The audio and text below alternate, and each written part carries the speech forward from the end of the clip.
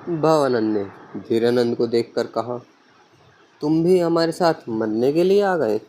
धीरानंद ने जवाब दिया, क्यों, मरने पर क्या किसी एक का ही अधिकार है? यह कहते कहते उसने एक गोरे को आहत कर दिया। यह बात नहीं, मगर मरकर तो पत्नी व बच्चों को चेहरा देखकर दिन नहीं गुजार सकोगे। कल की बात बोल रहे हो, अब भी समझ नहीं? धीरानंद ने उसी समय आहत गोरे का वध कर डाला। नहीं, इतना कहा ही था कि एक गोरे के आघात से भवानंद का दाहिना बाहु छिन्न हो गया। मेरी क्या किस्मत, मेरी क्या हिम्मत कि मैं तुम्हारे जैसे पवित्र आत्मा से ऐसी बात बोलूं। मैं तो सत्यानंद द्वारा भेजा गया हूँ। यह क्या कहते हो? क्या महाराज का मेरे प्रति अविश्वास है? भवानंद उस समय एक हाथ से युद्ध कर रहा था। धीरानंद ने उसकी रक्षा करते हुए कहा, कल्याणी के साथ तुम्हारी जो बातें हुई थी वे सब उन्होंने अपने कानों से सुनी थी। कैसे? उस समय वे खुद वहाँ मौजूद थे। सावधान रहो। भावानंद उसी समय एक गोरे द्वारा आहत हुआ और उस पर आक्रमण किया। धीरानंद ने कह रहा था, वे कल्याणी को भी गीता पढ़ाते थे। ऐसे ही समय तुम वहां पहुंच गए। सावधान। अचानक भवानंद का बायां हाथ भी छिन्न हो गया। भवानंद बोला, मेरी मृत्यु का समाचार उन्हें दे देना, कहना कि मैं अविश्वासी नहीं हूँ। धीरानंद की आंखें भर आई। वह युद्ध करता हुआ बोला, यह वे भी जानते हैं कि कल रात को आशीर्वचन याद करो। उन्होंने मुझसे कहा था भवानंद के पास रहना, आज वह मरेगा।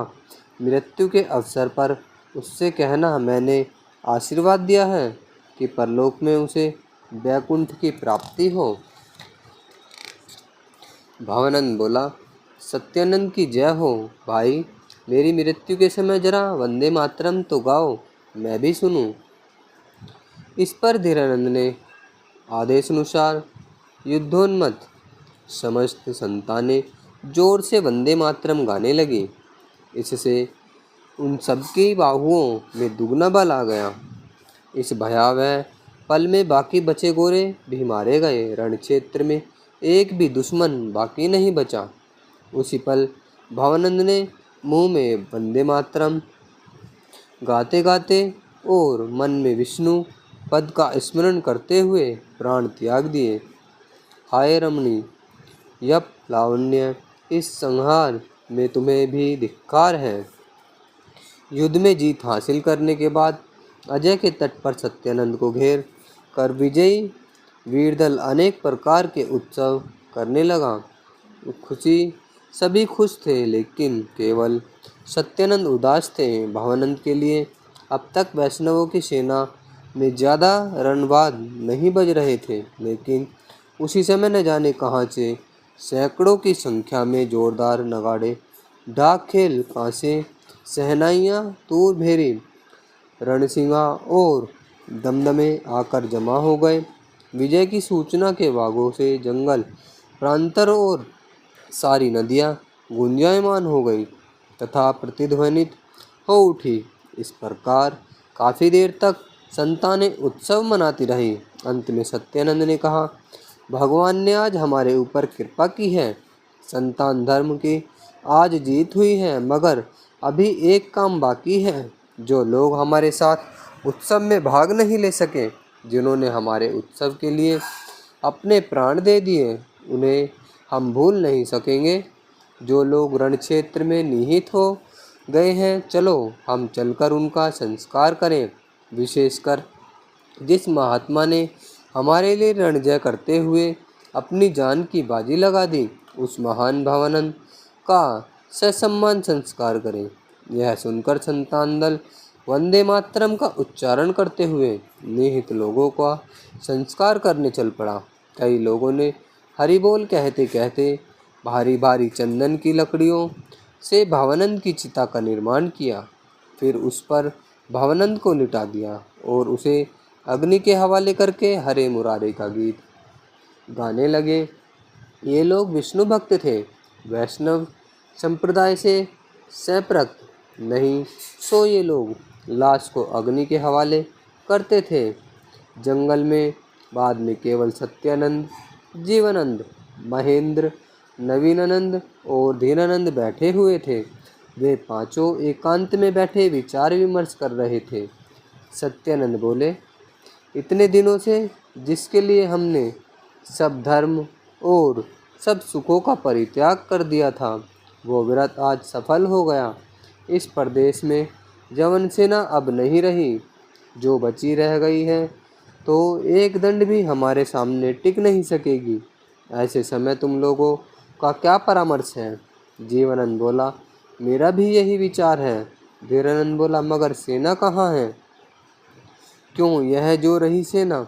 जीवनानंद बोला, कौन सी सेना कहाँ है? मुझे तो नज़र नहीं आ रही। यहाँ वहाँ सब विश्राम कर रहे हैं। आवाज़ लगाते ही सब सामने आ जाएंगे। एक भी सामने नहीं आएगा। क्यों? सभी लूटमार करने चले गए हैं। सारे गांव आरक्षित हैं। मुसलमान गांव और रेशम की कोठियाँ आदि सब कुछ लूटकर घर जाएंगे। इस वक्त कोई नज़र नहीं आएगा। मैं खोज कर आ रहा हूँ। सत्यानंद खिन्न हो गए, बोले, जो भी हो, यह प्रदेश हमारे अधिकार में आ गया।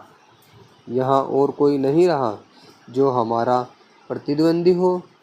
इसलिए तुम लोग विजेती भूमि में संतान राज्य का प्रचार करो, प्रजा से कर वसूल करो और नगर को अधिकार में लेने के लिए सेना का संग्रह करो। हिंदुओं का राज्य हुआ है।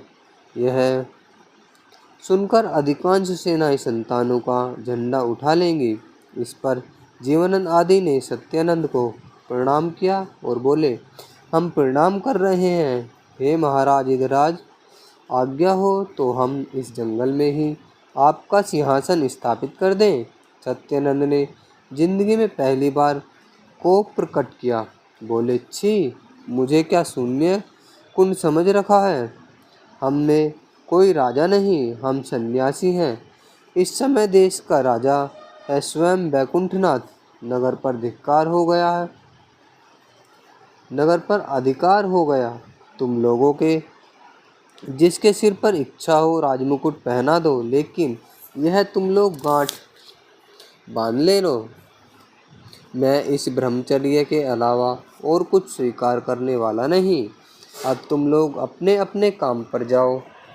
चारों ने ब्रह्मचारी को प्रणाम किया और उठ खड़े हुए। तभी सत्यानंद ने इशारे से महेंद्र को रुक जाने का आग्रह किया, जिसे कोई देख नहीं पाया। बाकी तीन चले गए, मगर महेंद्र वहीं ठहर गया। सत्यानंद ने महेंद्र से कहा, तुम सब लोगों ने विष्णु मंडप में शपथ लेकर संतान धर्म ग्रहण किया था। भवानंद और जीवानंद दोनों ने प्रतिज्ञा भंग की है। भवानंद ने आज अपना स्वीकार किया हुआ प्रायश्चित कर लिया। मुझे हमेशा से यह डर रहा है कि किसी दिन जीवानंद प्रायश्चित करके अपनी जान न दे दे, मगर मुझे एक भरोसा है कि किसी गूढ़ कारण से वह फिलहाल मर नहीं पाएगा। तुम अकेले हो जिसने प्रतिज्ञा की रक्षा की है। अब संतानों का कार्योद्धार हो गया। हमारी प्रतिज्ञा यह थी कि जितने दिनों तक संतानों का कार्योद्धार न हो, उतने दिनों तक तुम पत्नी व बच्ची का चेहरा नहीं देखोगे। अब हमारा कार्योद्धार हो गया। तुम चाहो तो दोबारा अब संसारी हो सकते हो। महेंद्र की आंखों से आंसुओं की धाराएं बह निकली। महेंद्र बोला, ठाकुर, किसके लिए संसारी बनूं? पत्नी तो आत्मत्यागनी हो गई, और बच्ची कहाँ है यह तो मैं जानता नहीं। कहाँ खोजूं उन्हें? आपने कहा था वे जीवित हैं, बस इतना ही जानता हूँ और कुछ नहीं। इस पर सत्यानंद ने नवीनानंद को बुलाकर महेंद्र से कहा, ये नवीनानंद गोस्वामी हैं, बेहद पवित्र चेला और मेरा प्रिय शिष्य। ये तुम्हारी बच्ची का पता बता देगी। यह कहकर सत्यानंद ने शांति की तरफ कोई इशारा किया। शांति ने इशारा समझकर उनसे विदा ली। महेंद्र बोला, तुम्हारे साथ कहाँ मुलाकात होगी? शांति बोली, मेरे आश्रम में आइएगा। यह कहकर शांति आगे आगे चल पड़ी। महेंद्र ने सत्यानंद के चरण छूकर विदा ली और शांति के पीछे पीछे चलते हुए उसके आश्रम में जा पहुँचे। उस समय काफ़ी रात हो गई थी। इसके बावजूद शांति ने विश्राम नहीं किया, बल्कि नगर की ओर चल पड़ी। सबके चले जाने के बाद ब्रह्मचारी अकेले रह गए। उन्होंने जमीन पर लौटकर प्रणाम किया और धरती पर सिर टिकाकर मन ही मन जगदीश्वर को याद करने लगे। रात्रि धीरे धीरे प्रभात में बदल गई। ऐसे समय न जाने किसने आकर उनका मस्तक स्पर्श करते हुए कहा, मैं आ गया। ब्रह्मचारी उठ खड़े हुए और चकित होकर बोले, आप आ गए? क्यों? जो आया था वो बोला, दिन पूर्ण हो गए। ब्रह्मचारी बोले, हे प्रभु, आज तो क्षमा कर दें। अगली पूर्णिमा की रात को आपके साथ जाने को तैयार रहूँगा। उस रात हरिध्वनि से वह प्रदेश भूमि परिपूर्ण हो गई। संतानों के दल यहाँ वहाँ ऊंचे स्वर में वंदे मातरम और जय जगदीश हरे के गीत गाते हुए घूमने लगे। कोई शत्रु सेना के अस्त्र तो कोई वस्त्र अपहृत करने लगा। कोई गांव की ओर तो कोई नगर की ओर भागता हुआ रास्ते पर मिलने जुलने वाले पथिक से यह कह रहा था, बोलो वंदे मातरम वरना मार डालेंगे। कोई बनिए की दुकान लूट रहा था तो कोई ग्वाले के घर में घुसकर हांडी फोड़कर दही पर मुंह मारता। कोई कहता, हम ब्रज गोप आए हैं, गोपनी कहाँ है? उस रात में ही गांव-गांव और नगर-नगर में महाकोलाहल मच गया। सभी कह रहे थे, मुसलमान हार गए, देश दोबारा हिंदुओं का हो गया है। सभी एक बार मुक्त कंठ से हरि हरि बोलो। गांव के लोग मुसलमान को देखते ही उसे मारने दौड़ते। कोई कोई उस रात दल बनाकर मुसलमानों के मोहल्ले में गया और उनके घरों में आग लगाकर सर्वस्व लूटने लगा। कई यवन मारे गए। अनेक मुसलमानों ने दाढ़ी मुंडवा ली और बदन पर मिट्टी लगा मलकर हरि नाम का जाप करना शुरू कर दिया। पूछने पर कहते, हम हिंदू हैं। दल के दल मुसलमान नगर की ओर भागने लगे। चारों ओर राजपुरुष दौड़ पड़े। बाकी सिपाही सुसज्जित होकर नगर की रक्षा के लिए कतार बांधकर खड़े हो गए। नगर के गढ़ के हर मोड़ के सारे प्रकोष्ठों में रक्षवर्ग सशस्त्र होकर सावधानी से द्वार रक्षा में लग गए। सारे लोग पूरी रात जागकर इसी चिंता में पड़े रहे कि न जाने क्या हो। हिंदू कहने लगे, आए सन्यासी, आए, माँ दुर्गा की कृपा हुई तो हिंदुओं के दुर्दिन जाते रहेंगे। मुसलमान कह रहे थे, अल्लाह अकबर, इतने दिनों के बाद क्या कुरान शरीफ झूठा पड़ गया? हम जो पांचों वक्त की नमाज पढ़ते थे उससे भी इन हिंदुओं को फतेह नहीं कर सकेंगे। सारी दुनिया फानी है। इसी प्रकार कोई रोता हुआ तो कोई हंसता हुआ बड़े आग्रह से रात काटने लगा। ये सारी बातें कल्याणी के कानों में गई। अबाल वृद्ध वनिता किसी से भी यह सब अनसुना नहीं रहा। कल्याणी मन ही मन बोली, जय जगदीश्वर, आज तुम्हारा कार्य सिद्ध हुआ है। आज मैं स्वामी के समर्पणार्थ यात्रा शुरू करूंगी। हे मधुसूदन, आज मेरी मदद करना। गहन रात में कल्याणी बिस्तर से उठ खड़ी हुई। वह खिड़की के पास खड़ी होकर इधर उधर निहारने लगी। किसी को अपने आसपास न देखकर वह चुपके से गौरी देवी की पुरी से बाहर निकली और राजपथ पर चल पड़ी। मन ही मन इष्ट देवता का स्मरण करते हुए बोली, हे प्रभु, आज ऐसा करना कि पद चिन्ह में उनसे मुलाकात हो जाए। कल्याणी नगर के पास आ पहुंची। पहरे वालों ने पूछा, कौन जा रहा है? कल्याणी डरकर बोली, मैं औरत हूँ। पहरे वालों ने बोले, यहाँ से गुजरने की आज्ञा नहीं। यह बात दफादार के कानों तक पहुँची। दफादार बोला, बाहर जाने की मनाही नहीं, अंदर आने की मनाही है। यह सुनकर पहरे वालों ने कल्याणी से कहा, जाओ मैया, जाने की मनाही नहीं, लेकिन आज की रात में बड़ी आफत है। न जाने मैया तुम्हारा क्या होगा। तुम डकैतों के हाथों पड़ोगी या मुसलमानों के हाथों। पढ़कर मारी जाओगी यह तो हम नहीं जानते। आज की रात बेहद खतरनाक है, बस तुम बाहर मत निकलना। कल्याणी बोली, बाबा मैं भिखारिन हूँ, मेरे पास एक कौड़ी भी नहीं, मुझे डकैत कुछ नहीं कहेंगे। पहरे वाले बोले, उम्र भी तो कोई चीज़ होती है भैया, अपनी उम्र देखो, दुनिया में यही तो सबसे बड़ा जेवर है। कहीं ऐसा न हो कि हम भी डकैतों के हाथों में पड़ जाएं। कल्याणी ने देखा यह तो भारी मुसीबत की बात है, मगर बिना कुछ बोले वह चुपचाप वहां से आगे बढ़ गई। पहरे वालों ने देखा माई बात की में छिपी मानसिकता को जरा भी नहीं समझी। इस पर वे अपने मन का दुख भुलाने के लिए गांजे का दम मारने लगे। कल्याणी वहां से चली गई। उस रात रास्ते में दल के दल पथिक थे। कोई मारो मारो का नारा लगा रहा था, तो कोई भागो भागो का शोर मचा रहा था, तो कोई रो रहा था, कोई हंस रहा था। जो जिसे देख रहा था उसे पकड़ता चला जा रहा था। कल्याणी बड़ी मुश्किल में पड़ गई। रास्ता याद नहीं रहा था, किसी से पूछने लगा मौका भी नहीं था। सभी युद्धोन्मत्त थे, बस वह सिर्फ अंधेरे में छिपती छिपती रास्ता तय करती जा रही थी। छिपते छिपाते जाने के बावजूद वह एक उद्धत उन्मत्त विद्रोही दल के हाथ पड़ गई। वे लोग शोर मचाते हुए उसे पकड़ने दौड़े। इस पर कल्याणी तेज कदमों से वहां से भागने लगी। वह जंगल की ओर दौड़ पड़ी। वहां भी दो एक डाकू उसके पीछे पड़ गए। एक ने आगे बढ़कर उसका आंचल पकड़ लिया और बोला, अब बोलो मेरी जान। तभी एक और व्यक्ति वहां आ पहुंचा और उसने अत्याचारी के ऊपर लाठी का वार कर दिया। वह आहत होकर पीछे जा पड़ा। वह व्यक्ति सन्यासी वेश में था, उम्र में काफ़ी कम। उसने कल्याणी से कहा, तुम डरना मत, मेरे साथ आओ। कहाँ जाना है? कल्याणी बोली, पदचिन्ह। आगंतुक विस्मित चौंक कर बोला, क्या कहा? पदचिन्ह? यह कहकर आगंतुक कल्याणी के दोनों कंधे पकड़कर उसके चेहरे की ओर तरफ उस अंधकार में बेहद गौर से देखने लगा।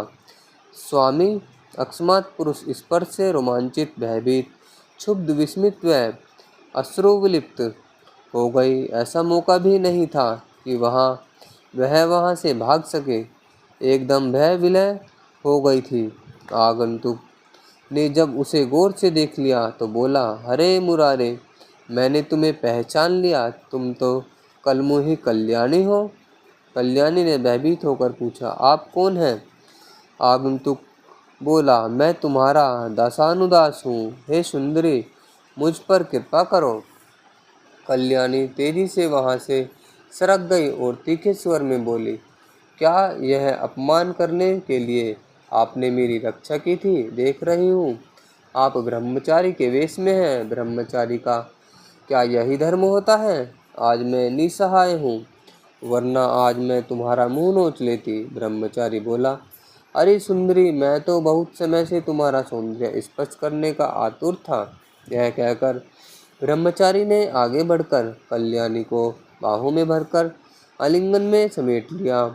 इस पर कल्याणी खिलखिलाकर हंस पड़ी, बोली, हाय मेरी किस्मत, यह तो तुम्हें पहले ही बताना चाहिए था, मेरा भी तो यही हाल है। शांति बोली, क्यों, अब महेंद्र की खोज में जा रही हो? कल्याणी बोली, तुम कौन हो? देख रही हो, तुम्हें तो सब मालूम है। शांति बोली, मैं ब्रह्मचारी हूँ, संतानों का अधिनायक, घोरतर वीर पुरुष, मुझे सब मालूम है। आज मार्ग में सिपाहियों व संतानों में खूब ठनी हुई है, तुम आज पदचिन्ह नहीं जा सकोगी। कल्याणी रोने लगी। शांति ने आंखें घुमाकर कहा, डरती क्यों हो? हम नयनबान से सैकड़ों शत्रुओं का वध करते हैं, चलो पदचिन्ह चले। कल्याणी ऐसी बुद्धिमती औरत की मदद पाकर जैसे हाथ बढ़ाते ही स्वर्ग पा गई। बोली, तुम जहाँ ले जाओगी वहीं जाऊंगी। इस पर शांति ने उसे साथ लिया और वन्य पथ से होकर आगे बढ़ चली। जब शांति अपना आश्रय त्याग करके गहन रात्रि में नगर की ओर सफ़र कर रही थी, उस समय जीवनानंद आश्रम में मौजूद था। शांति जीवनानंद से बोली, मैं नगर की ओर चली। महेंद्र की पत्नी को लेकर आऊंगी। तुम महेंद्र से बोल देना कि उसकी पत्नी अभी जीवित है। जीवनानंद पहले से ही भवानंद से कल्याणी की जीवन रक्षा का वृत्तांत सुन चुका था। इसके अलावा शांति से उसकी वर्तमान स्थिति से भी अवगत हो चुका था। धीरे धीरे वह सब महेंद्र को सुनाने लगे। महेंद्र ने पहले इन बातों पर विश्वास नहीं किया। अंत में आनंद से अभिभूत होकर वे मुग्ध हो गए। उसी रात अलसुबह शांति के सहयोग से महेंद्र के साथ कल्याणी की मुलाकात हो गई। निस्तब्ध जंगल में घने पेड़ों की अंधेरी छाया में पशु पक्षियों के जागने से पहले ही उन दोनों में एक दूसरे से मिलकर भेंट हो गई। उन दोनों ने मिलन के साक्षी थे तो केवल वही नील गगन बिहारी मलयान किरण, आकाश के नक्षत्र और निस्पंद अनंत साल पेड़ों की श्रेणियां।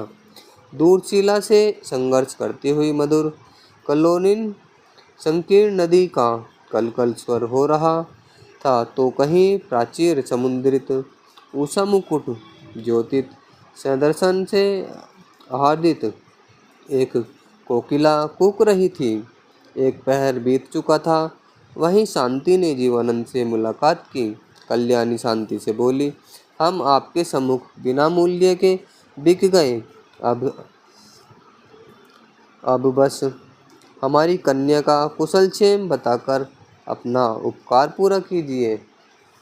शांति जीवानंद के चेहरे की ओर देखकर बोली, मैं सोऊंगी 8 पहरों में एक पल भी नहीं बैठी, 2 रातों से सोई नहीं, अब मैं जाऊंगी।